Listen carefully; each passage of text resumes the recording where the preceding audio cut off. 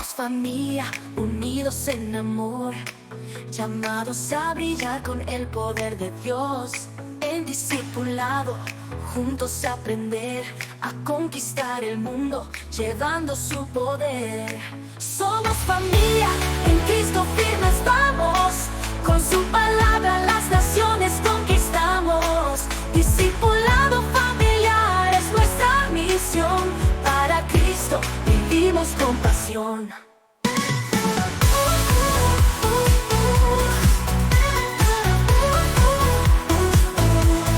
De generación en generación, creciendo en la fe, en adoración. El amor de Cristo nos guía a caminar, como un solo cuerpo no dejamos de avanzar. Somos familia, en Cristo firmes vamos, con su palabra las naciones conquistamos. Discipulado familiar es nuestra misión, para Cristo vivimos con pasión.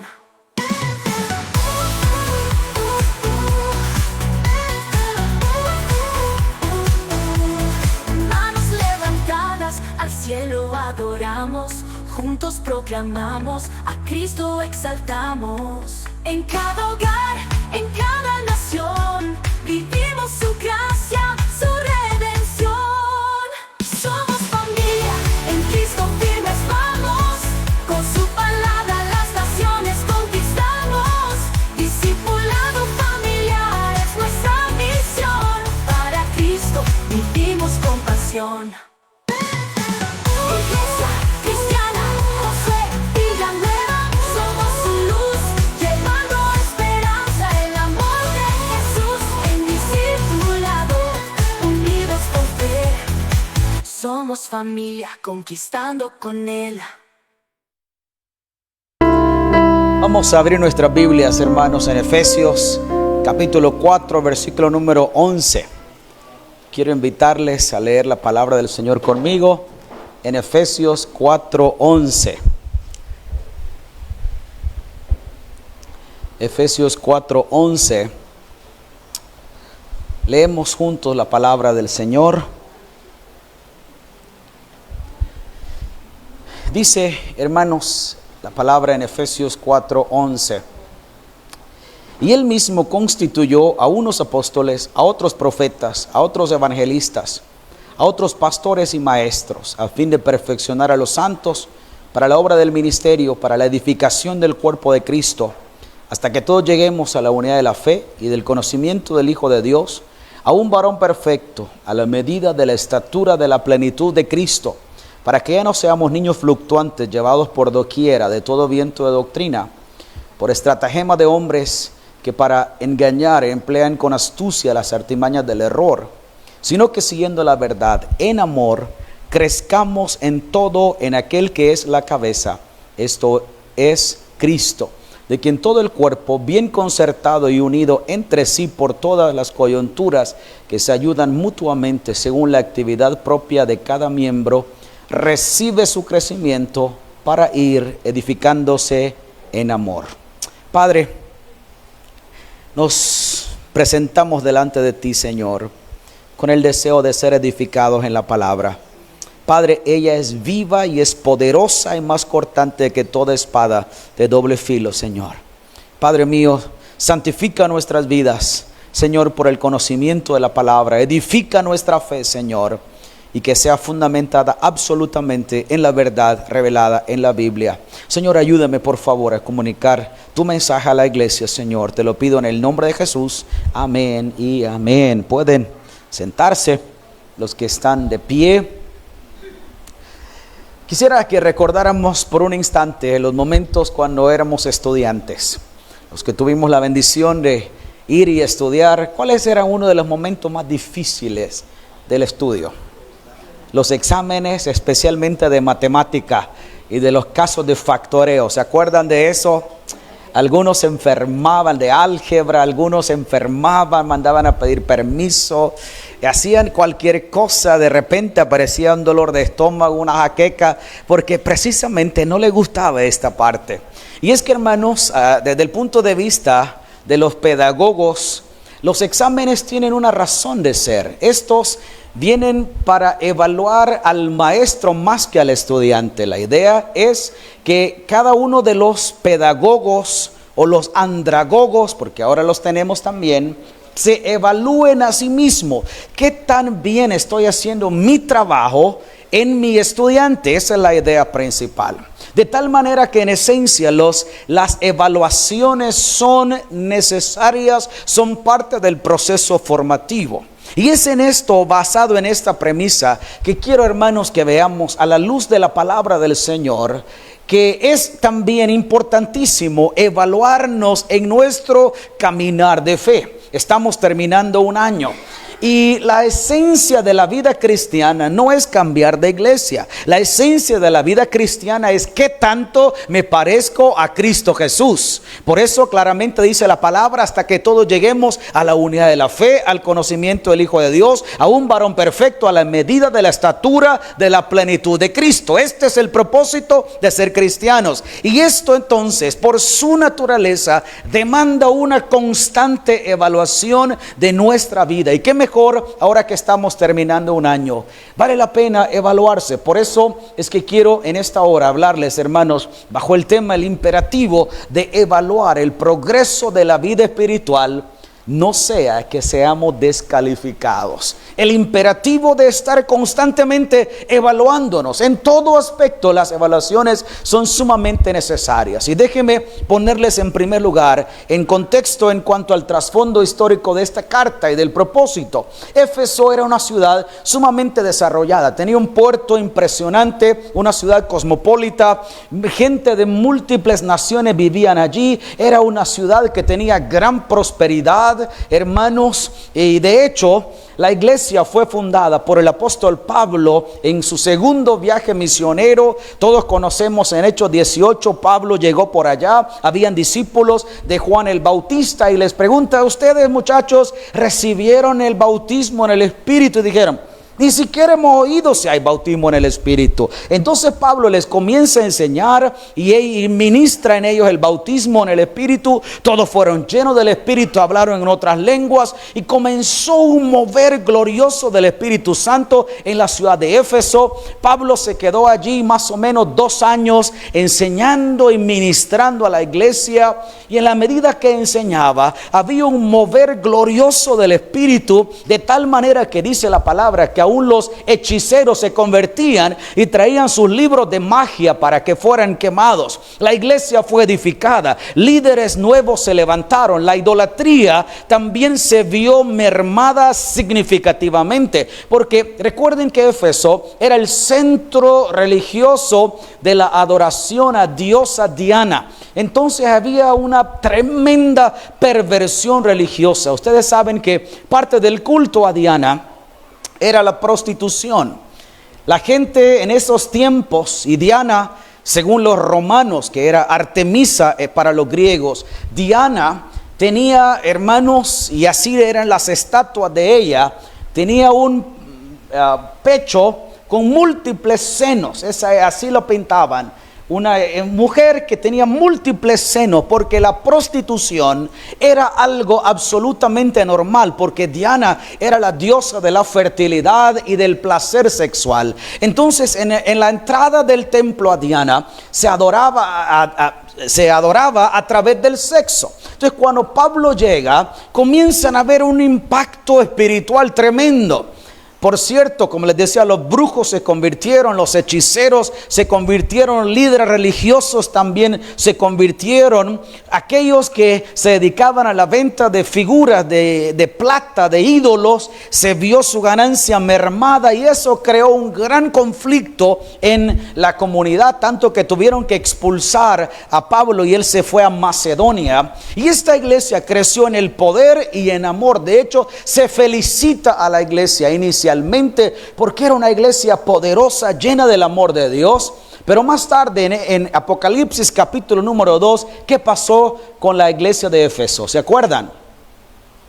Tengo algo contra ustedes, Yo sé que son fieles en guardar la doctrina. Yo sé que se han cuidado y han examinado a los que se dicen ser apóstoles y los han hallado mentirosos. Pero tengo algo contra ustedes. ¿Qué es? Han dejado el primer amor, se han enfriado. Por eso les exhorta el Señor Jesucristo a través de Juan a evaluar su estado y a volver. Y es en este contexto donde, hermanos, se escribe la carta del apóstol Pablo a los Efesios, que fue escrita más o menos en el año 62 después de Cristo. Pablo ya estaba preso en Roma y desde allá les escribe, igual que al mismo tiempo escribe también la carta a los Colosenses. Y hermanos, pudiéramos decir que la carta, a la luz del análisis de la misma, tiene 4 propósitos fundamentales. ¿Por qué se escribe esta carta? Número 1, hermanos, para que los cristianos comprendan el origen, la naturaleza y el propósito de la iglesia. Dios dice,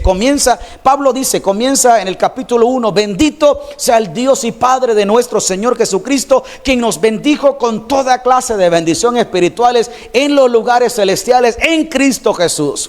La bendición de la iglesia comienza en el corazón de Dios desde la eternidad. Y por eso más tarde dice Pablo, el misterio que estaba escondido ahora fue dado a conocer. ¿Y cuál es este misterio? Es la iglesia del Señor. Entonces, el propósito número 1 es que los hermanos comprendan esto. Pero el segundo propósito es animar a todos los cristianos a mantener la armonía y la unidad como un cuerpo. Por eso en el capítulo 2 les dice, un solo Señor, una sola fe, un solo bautismo, todos unidos bajo Cristo Jesús. El tercer propósito, hermanos, es instruir para la madurez espiritual a fin de tener pureza como cristianos. Y en el capítulo 5 les dice Pablo, sean imitadores de Dios como hijos amados y anden en amor como también Cristo nos amó y se entregó a sí mismo por nosotros, ofrenda y sacrificio a Dios en olor fragante.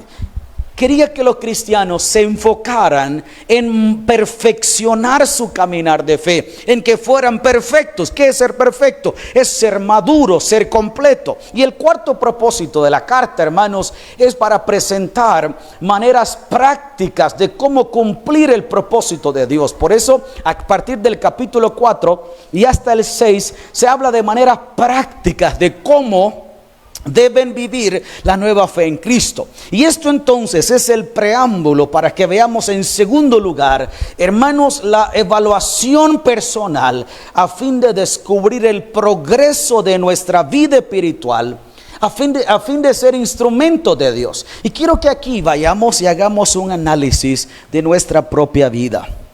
La evaluación es importante, ¿están de acuerdo conmigo? Algunos de nosotros tenemos 20 años de ser cristianos, 15, 10, 40 años, no sé, de congregarnos en la iglesia. La pregunta es, ¿qué tanto me parezco a Cristo en los últimos 40 años? ¿Cómo me parezco a Cristo en los últimos 5 años? Porque no es un tema de cuántos años estoy en la iglesia, es qué tan maduro soy en Cristo Jesús. De ahí que entonces la palabra del Señor nos enseña 5 elementos en los cuales debemos evaluarnos. Y el primero de estos, y quiero que usted vaya haciendo en su mente un checklist, una lista, chequeándose. En esta parte estoy fallando. Primero, el primer elemento crítico que debemos evaluar en nuestra vida, hermanos, tiene que ver con lo que dice el capítulo 4 en el versículo número 1 en adelante. Yo, preso en el Señor, os ruego que andéis como es digno de la vocación que fuisteis llamados, con toda humildad y mansedumbre, soportándoos con paciencia los unos a los otros en amor. Oiga esto, el versículo número 3. Aquí está el corazón de esta reflexión. Solícitos en guardar la unidad del Espíritu en el vínculo de la paz. Un cuerpo y un espíritu, como fuisteis también llamados, en una misma esperanza de vuestra vocación. Un Señor, una fe, un bautismo, un Dios y Padre de todos, el cual es sobre todos y por todos y en todos. El primer elemento que debemos evaluar porque esto va a mostrarnos una imagen real de qué tan cristianos somos, qué tanto nos parecemos a Cristo, hermanos. Es la unidad de la iglesia a cualquier costo, la unidad de la iglesia, la unidad de la familia, la unidad en el ambiente en el que estamos. Esto es sumamente importante. En la nueva versión internacional dice: hacer cualquier esfuerzo para mantener la unidad del Espíritu por medio del vínculo de la paz. Le pregunto, ¿es usted un agente de unidad en el medio en el que está? ¿O es un agente disuasivo? ¿Es usted un agente de conflicto en el hogar, en el trabajo, en la iglesia? A veces pasa. Hay realidades tan detestables aún dentro de la iglesia, no de esta, hablo en términos generales. Pleitos entre los hermanos. Yo he sabido de iglesias que hay una reunión por decir algo y terminan agarrándose los hermanos a trancazos en la iglesia. Eso lo que significa es que estos creyentes están en el maternal todavía. En el sistema educativo salvadoreño, para los que saben, comienza en el maternal. Los niños tienen 2 años, los llevamos a la escuela porque mamá y papá se ocupan de otra actividad. Entonces el maternal significa lo más básico, lo más elemental. La unidad, hermanos, el ser agentes de unidad dentro del cuerpo de Cristo o en el medio en el que estamos, es una evidencia, hermanos, sumamente sólida, firme, de que usted y yo hemos conocido a Cristo Jesús. Por eso, cuando hablamos de unidad, significa literalmente un acuerdo armonioso y una unidad de propósito. Todos estamos en el propósito del Señor. Por encima de las diferencias de carácter, de las diferencias de estatus económico, por encima de la profesión o no, debe prevalecer, hermanos, el propósito del Señor, que es que seamos iglesia para ser instrumentos de bendición para todas las naciones. Ahora, la unidad en el Espíritu tiene que ver, hermanos, que tenemos que aceptar esto. No es obra humana. No es posible vivir en unidad y andar en la carne. Sin el gobierno del Espíritu no es posible. No es posible. ¿Cómo le hacían los apóstoles? Habían entre los apóstoles unos que les apodaban los Boanerges. ¿Se acuerdan de eso, verdad? ¿Cómo se llaman esos en español? En el griego, guanaco. Mecha corta. ¿Conoce algún mecha corta en su entorno? Explotan con la primera. Y uno se queda como pasmado. Yo no pensé que esta hermana me iba a dar una trapeada a las 5 de la mañana. Peor si es la esposa o el esposo. ¿Qué hacían otros? Teníamos un Pedro que era impulsivo, soltaba la lengua cuando se le antojaba, decía lo que le daba la gana y cambiaba. Un rato estaba arriba y otro estaba abajo, así como ups and downs. Y así pudiéramos mencionar.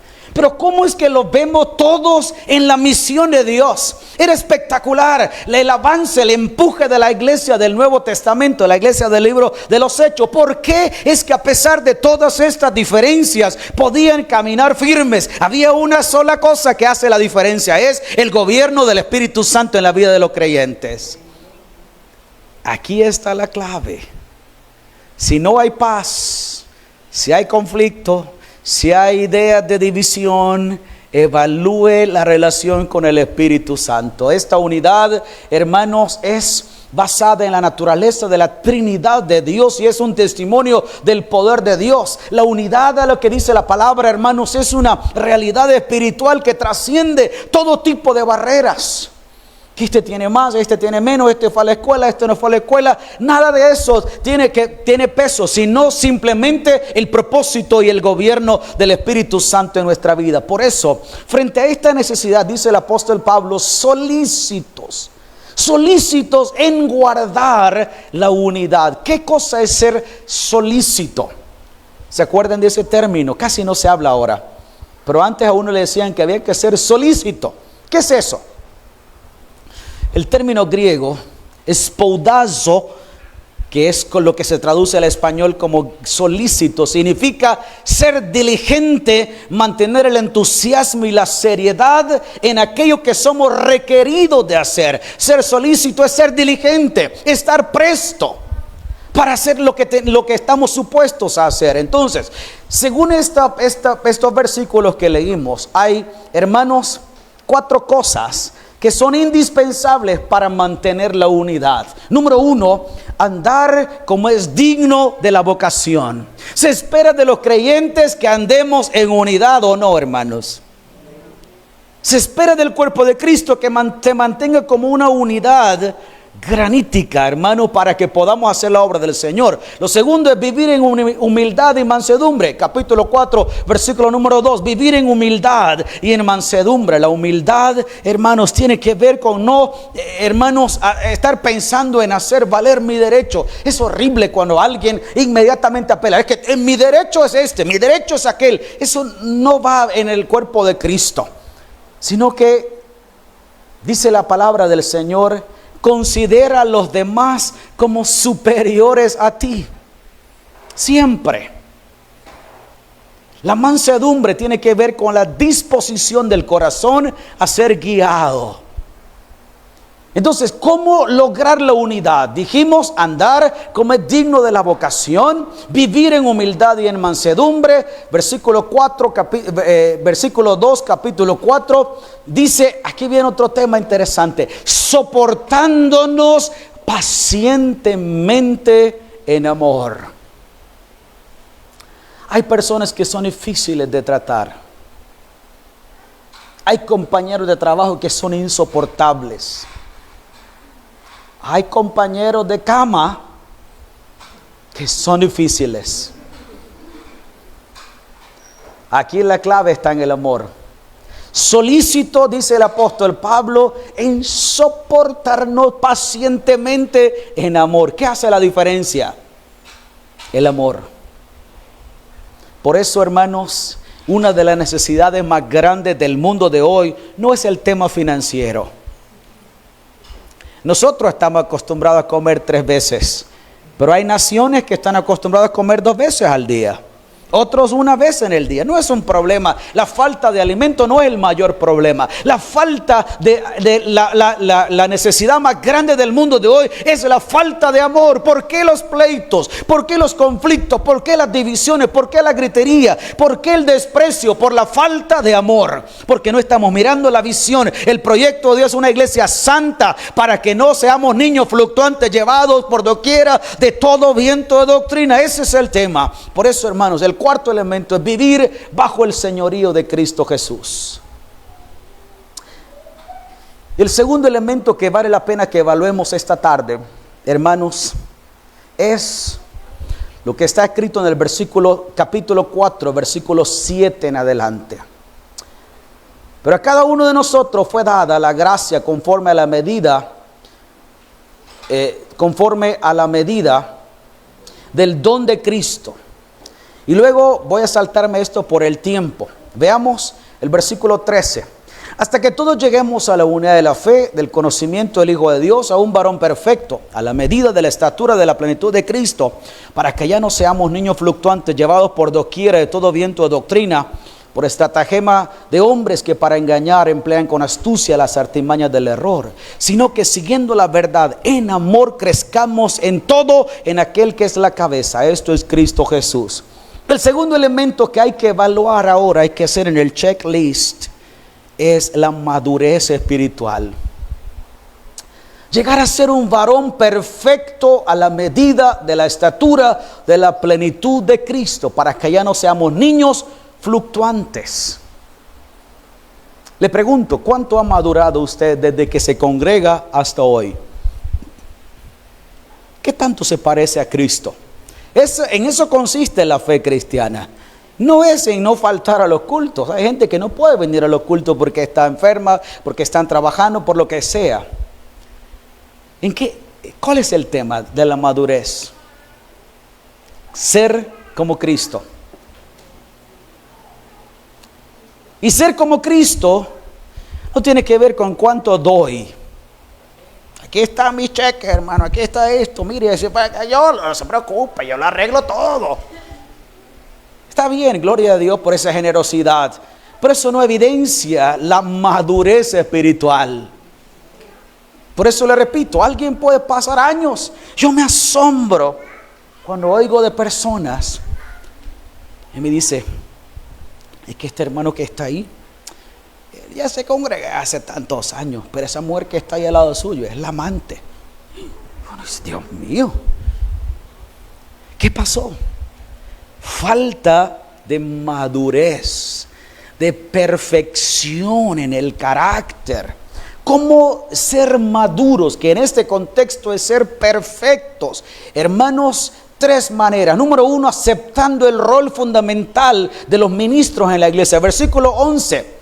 Él constituyó apóstoles, profetas, evangelistas, pastores y maestros. ¿Para qué? Para la edificación del cuerpo de Cristo, para perfeccionar a los santos. Oiga esa palabra, para perfeccionar a los santos. Las vocaciones ministeriales van enfocadas en llevar a la congregación a la madurez espiritual, a ser perfectos como Cristo es perfecto.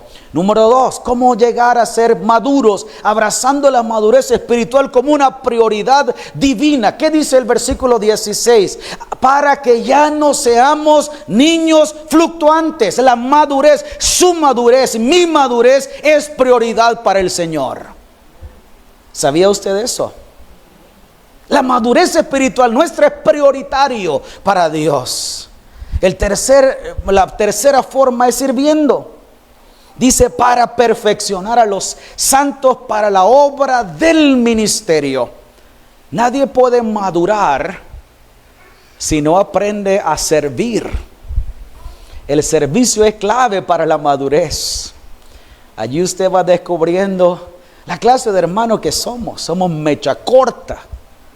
Otros somos más haraganes, otros más pleitistas, otros más rezongones. Y así uno va descubriendo debilidades. Pero ¿qué dice el proverbio? ¿Se acuerdan? El hierro, con el hierro se aguza, se afila. Entonces sirva al Señor, ahí va a ir. Pero es inmadurez. No, ahora mejor me voy de la iglesia porque esta hermana ahora no me saludó. ¿Quién sabe si la pobre hermana viene después de 21 turnos de 48 horas de corrido en el hospital? Dios mío, la pobre señora mira al revés. No, pero es que no me saluda, me voy. No. La madurez me hace pensar, yo tengo que estar aquí para servir al Señor, para levantar a mi hermana o a mi hermano en el nombre del Señor. El tercer elemento, hermanos, que debemos evaluarnos. Por eso le pregunto, ¿es usted más madura o más maduro hoy que hace un año? ¿Es más madura? ¿Es más perfecto? Perfecto no es ausencia de errores o de pecados. Perfecto es madurez. Significa literalmente madurez y plenitud, estar lleno, estar satisfecho. ¿Es más madura, es más maduro hoy que hace un año? El caminar de la fe es una carrera que terminará y la graduación será el día que usted y yo nos muramos. Ahí se va a acabar esto, no antes. Ahí se va a acabar. Ahí va a recibir usted el certificado. Buen siervo y fiel. En lo poco me fuiste fiel, en lo mucho te pondré. No se vaya de la iglesia. Eso será interrumpir el proceso de madurez que el Señor lo está llevando. No se vaya. Tercer elemento. Capítulo 4, versículo 17 en adelante. Dice la palabra del Señor, hermanos. Esto digo y requiero en el Señor, que ya no andéis como los gentiles que andan en la vanidad de su mente, teniendo el entendimiento entenebrecido, ajenos de la vida de Dios por la ignorancia que en ellos hay, por la dureza del corazón, los cuales, después que perdieron toda sensibilidad, se entregaron a la lascivia para cometer con avidez toda clase de impureza. Mas vosotros, versículo 20, no habéis aprendido así de Cristo. Si en verdad le habéis oído y habéis sido por él enseñados conforme a la verdad que está en Jesús, en cuanto a la pasada manera de vivir, ¿qué dice? Despojaos de ¿quién? del viejo hombre que está viciado conforme a los deseos engañosos, y renovaos en el espíritu de vuestra mente, y vestidos del nuevo hombre creado según Dios en la justicia y santidad de la verdad. El tercer elemento que debemos evaluar, hermanos, es la renovación de la vida espiritual. ¿Qué dice la palabra? Despojaos del viejo hombre. La palabra despojarse significa poner aparte, dejar a un lado, quitarse. Y es la acción, hermanos, de dejar de largo o de desechar, hermanos, algo que ya no se necesita o que se considera inapropiado. Habla Pablo aquí de algunos elementos. Le pregunto, ¿para qué le sirve a un cristiano la lascivia? ¿Para qué le sirve a un cristiano ser engañador? Al estilo Jacob. ¿Para qué le sirve a un cristiano ser avaro? ¿Para qué le sirve a un cristiano ser pervertido de la mente? Si nosotros no estamos pensando en la tierra, nuestro camino es la patria celestial, vamos para arriba. Y Pablo, cuando escribe a los Colosenses, dice: sí, pues habéis resucitado con Cristo. ¿Qué es lo que hay que hacer? Buscar las cosas de arriba, de donde viene nuestro Señor. Entonces, todo aquello que me impida ir en la ruta hacia la patria celestial, debo despojarme, tirarlo. Que eso hace los barcos, y lo vemos ahí en Hechos 26. Pablo iba de camino a Roma y pensaron que el barco iba a hundirse. Tiremos todo lo que nos hace peso para que seamos livianos y flotemos.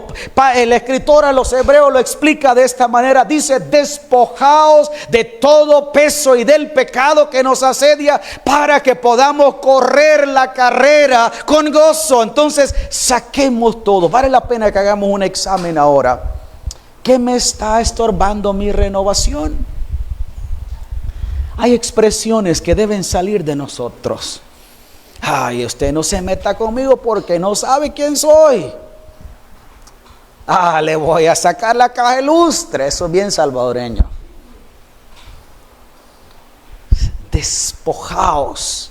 Despojarse, dice la palabra del Señor. Este término se utiliza, hermanos, en la Biblia para la transformación moral y espiritual para los creyentes. Se nos exhorta a despojarnos de toda conducta y de toda actitud pecaminosa, para que podamos entonces sí vestirnos de nuevo de la creación nueva que el Espíritu Santo está operando en nosotros. El cuarto elemento, hermanos, que debemos evaluar, antes de ello le pregunto: ¿siente usted que se está renovando constantemente? ¿Siente usted que ha sido renovado en este año que estamos terminando y ha ido dejando? No, antes yo era terrible, pero el Señor me ha transformado, me ha ido renovando. ¿Siente usted que se ha ido renovando? El cuarto elemento, hermanos, y este es un tema que nos puede tomar la semana entera hablándola, pero por el tiempo tenemos que correr, es la armonía en las relaciones personales, familiares y laborales. A partir del capítulo 5, Pablo comienza a tomar otro tema, otra idea. ¿Cuál es la idea? Relaciones. ¿A cuántos les cuesta las relaciones? ¿Verdad que son difíciles?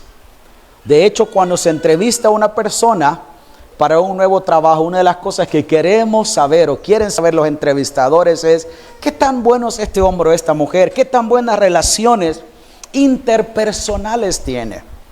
Porque si es una persona pleitista de mecha corta, le va a acabar la oficina y le va a acabar el negocio en 2 semanas.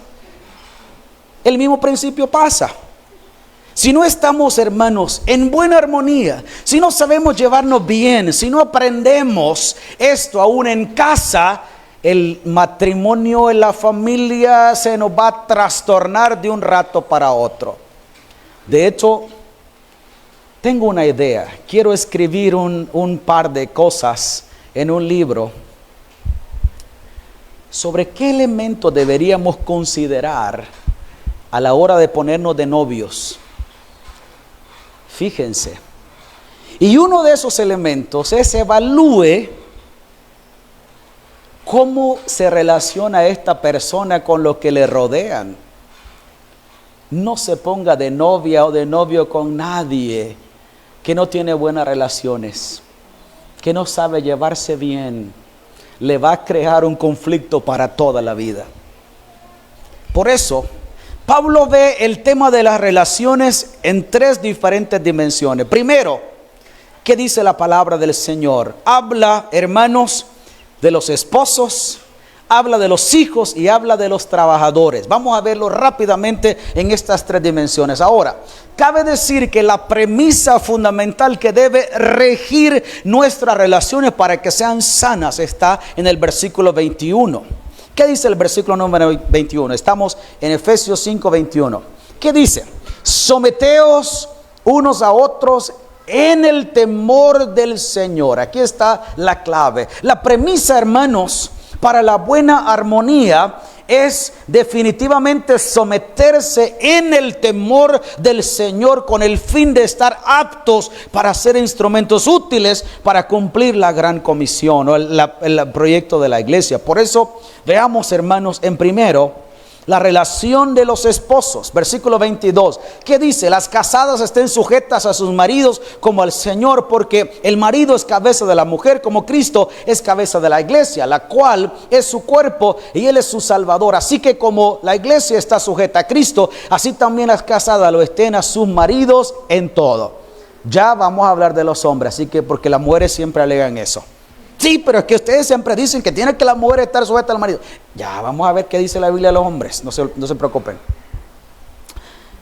Hablando de las relaciones, ¿qué dice la palabra? Mujeres, sujétense a sus maridos. ¿Qué es sujeción? ¿Obediencia ciega? No. Obediencia en función, versículo 21, del proyecto de Dios. El varón, dice la Biblia, fue creado primero que la mujer. Entonces Dios le delegó la tarea al hombre de liderar el matrimonio, la familia. ¿Cuál es el marco de acción? En el Señor. No es una obediencia ciega, es en el Señor para los propósitos del Señor. Le oí a mi pastor una historia. Había un hombre que era un mafioso y se congregaba en la iglesia. Puede ser que algunas veces los mafiosos vengan a la iglesia, por las razones que sean. No nos corresponde a nosotros decir por qué o para qué. Pero resulta ser que uno de estos hombres andaba a malos negocios y usó este versículo que acabamos de leer. Mira, le dijo: me hace el favor de firmar estos cheques. La esposa dijo: pero no debo. Y el hombre le dijo: pero la Biblia dice, las casadas estén sujetas a su propio marido, así que me firma el cheque. Era un cheque sin fondos. La mujer en obediencia lo hizo, manipulada por el versículo. ¿Saben qué? La mujer terminó presa porque hizo algo ilegal. La obediencia no es un tema a ciegas, es en el Señor para los propósitos de la iglesia del Señor. Mujeres, sigan a sus maridos en su liderazgo porque así lo estableció el Señor, pero dentro del marco de la palabra del Señor. No es licencia para oprimir, para decir tiene que hacerlo porque aquí el que manda soy yo tengo los pantalones. También las mujeres tienen pantalones, si ese fuera el tema. Olvídense de eso. También las mujeres tienen pantalones y hay pantalones especiales para mujeres, así que no es un problema eso. Cuando hablamos de sujetarnos, ¿qué es la palabra sujetar? Literalmente significa disponer bajo, y es un término que se utiliza en el contexto de las Fuerzas Armadas.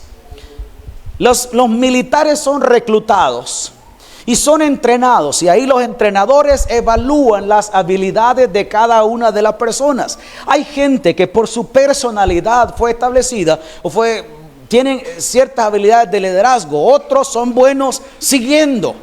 Me pasó en una ocasión, habíamos delegado a una persona para ser líder en algo Y la persona era un excelente cristiano, un tremendo servidor, pero no era líder, era bueno siguiendo. Entonces los militares estudian el carácter y dicen, este puede ser un buen líder. Y en la medida en que va logrando ciertos complementos, va escalando. Yo no soy militar, no conozco mucho, pero entiendo que de recluta pasa a ser cabo y después a sargento o algo así. Ahí va escalando.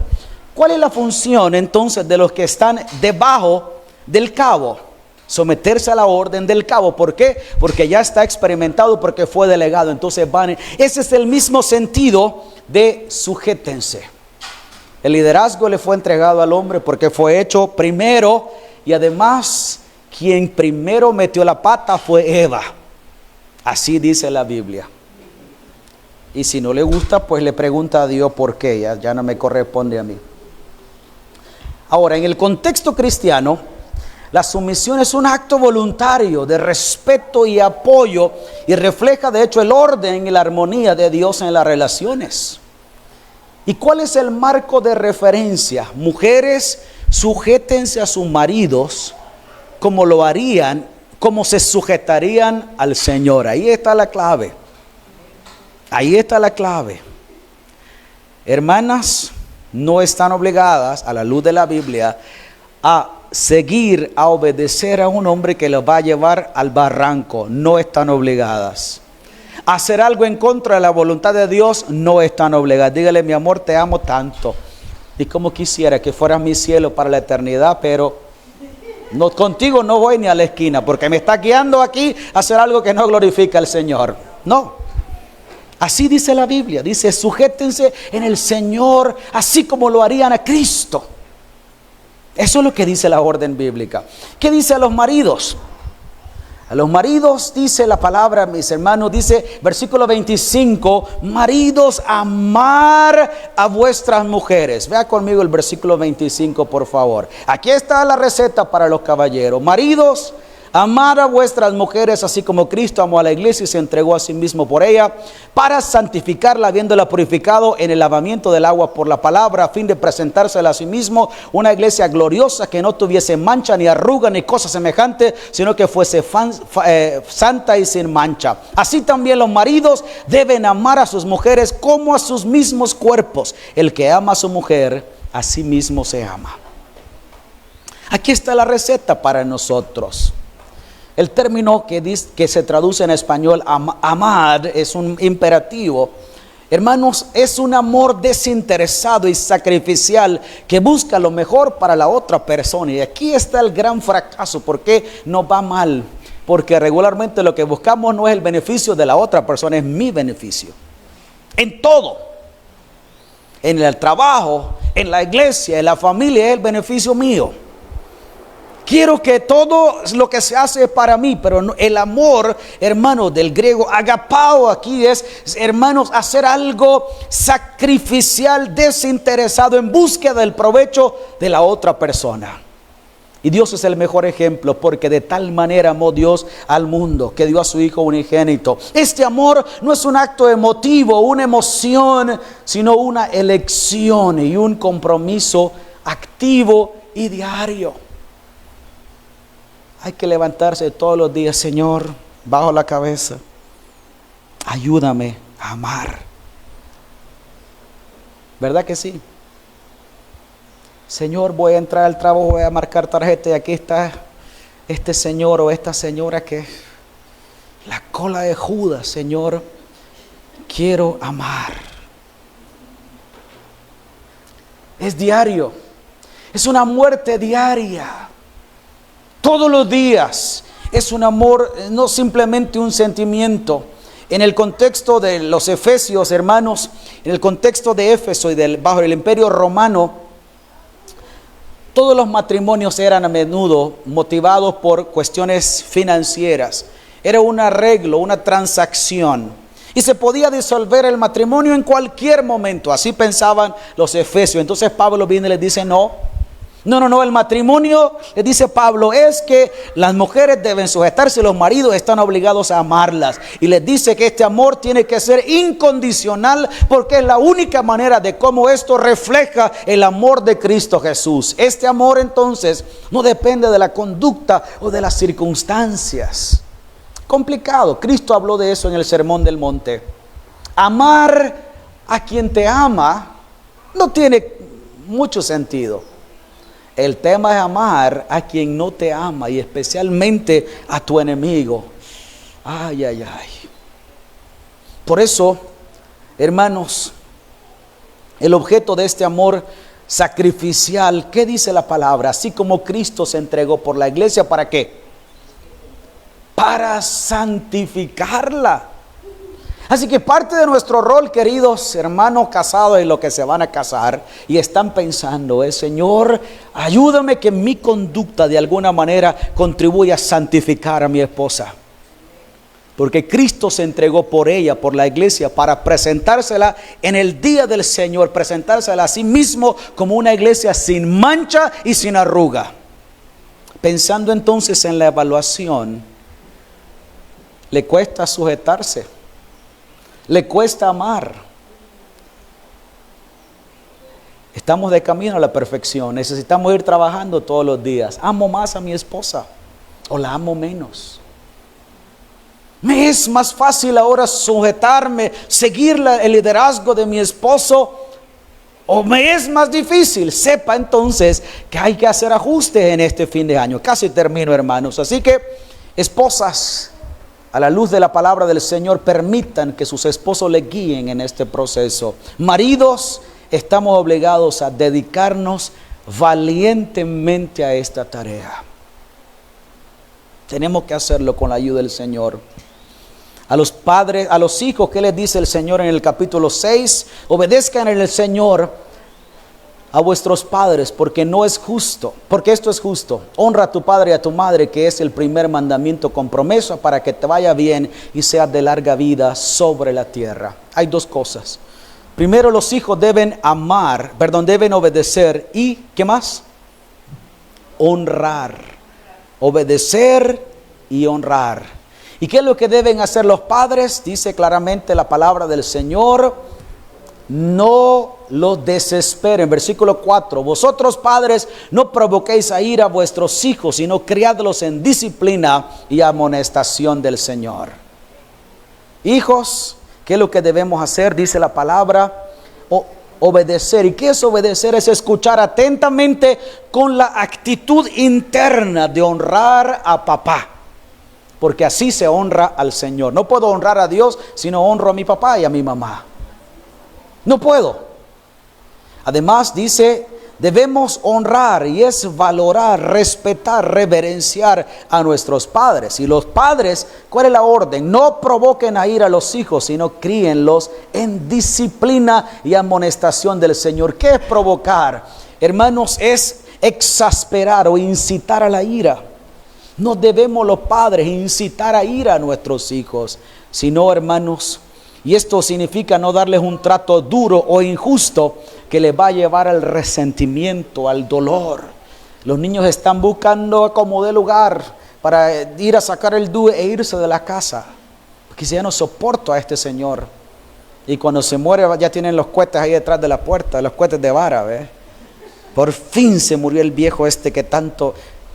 Esa no es la idea. ¿Por qué? Porque tenemos que no desesperarlos. Hermanos, a los siervos les dice el apóstol Pablo: amen. Deben a los trabajadores obedecer a su empleador con temor y temblor, con sencillez de corazón, es decir, dejándose guiar. Hermanos, quiero que terminemos en esta hora en un momento en que podamos autoevaluarnos. ¿Cómo están mis relaciones? Entre familia, entre hijos, con el empleador. Me he peleado más este año que los años anteriores. Me he enfriado más que los años anteriores, o he superado esto. La vida cristiana tiene que ser, la premisa fundamental es ser como Cristo. Por eso la pregunta es, ¿me parezco más a Cristo o me parezco menos a Cristo? ¿Amo más o amo menos? ¿Sirvo más o sirvo menos? ¿Soy más pacífico ahora que antes? ¿Estoy siendo instrumento de Dios en el lugar donde estoy mejor que antes? De eso se trata la vida cristiana. Por eso es propicio ahora que estamos terminando este año para evaluarnos. Recuerden el examen. El propósito aquí es evaluarnos, no para ser descalificados, sino para ir perfeccionándonos. Ahora, si al final decidimos no pasar el examen, entonces está en peligro y podemos ser descalificados. Pero ese no es el plan de Dios. Por eso, hermanos, vale la pena hoy que consideremos: Señor, evalúame tú. Sácame una radiografía espiritual. Enséñame, Señor, ¿de qué se trata el caminar de la fe? Padre, aquí estamos en el nombre de Jesús. De verdad, Señor, el caminar de la fe es tan especial. Señor, porque desde el día que nos tomaste por hijos, a todos los que estamos aquí o los que están en casa, Señor, tú nos tomaste para irnos perfeccionando. Así dice la Biblia, a fin de perfeccionar a los santos, para que seamos maduros y seamos completos y seamos llenos en ti, Señor. Padre, pero hay una batalla constante, la batalla, Señor, de la carne.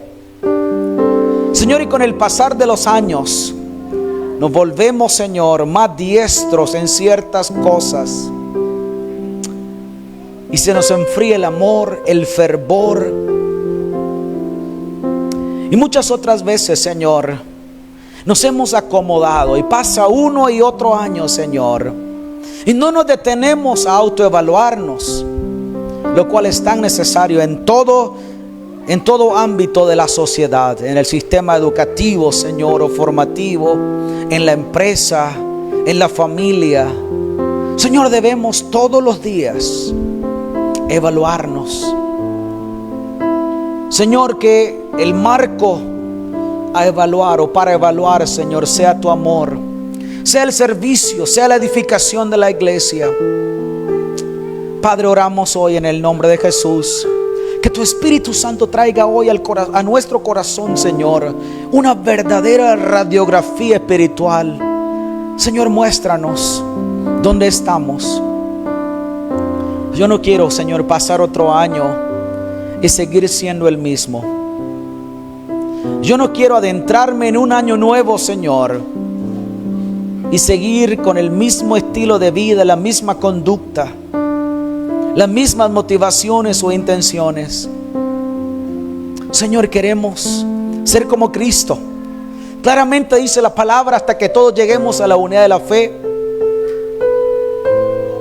a la medida de la estatura de la plenitud de Cristo. De eso se trata la fe. Y Señor, te alabamos porque siempre tienes cuidado de nosotros y nos recuerdas, Señor, que estamos en constante crecimiento y renovación de la mente y del alma. Señor, de tal manera que seamos como Cristo. Señor, queremos ser como Cristo en el nombre de Jesús. Mientras estamos orando y antes de terminar, quisiera preguntar si hay alguien entre nosotros en esta hora que no tiene certeza de la vida eterna y que hoy quisiera rendir su vida a Cristo Jesús. ¿Por qué no hoy se entrega a Cristo? Se desecha el viejo hombre y se entrega a Cristo para vivir en vida nueva. Si usted es esa persona y hoy quiere entregarse a Cristo o reconciliarse con el Señor, dé un paso de fe y ore conmigo esta oración. Dígale: Dios eterno, reconozco que he pecado contra ti, que te he fallado, viviendo para mí y no para ti. Señor, me arrepiento de todos mis pecados. Hoy me entrego a Cristo y desecho todo mi pecado. Y por la fe en el sacrificio de Cristo, recibo el perdón de todos mis pecados.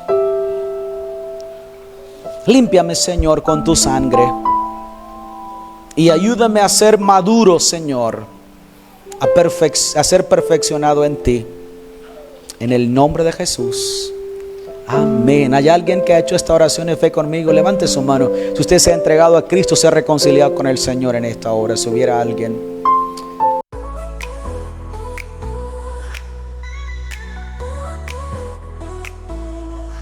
Somos familia, unidos en amor, llamados a brillar con el poder de Dios. En discipulado, juntos a aprender a conquistar el mundo, llevando su poder.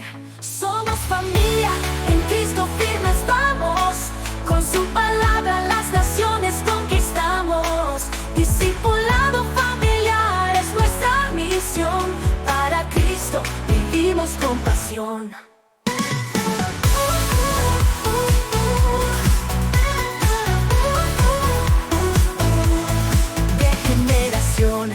En generación, creciendo en la fe, en adoración. El amor de Cristo nos guía a caminar, como un solo cuerpo no dejamos de avanzar. Somos familia, en Cristo firmes vamos, con su palabra las naciones conquistamos. Discipulado familiar es nuestra misión, para Cristo vivimos con pasión.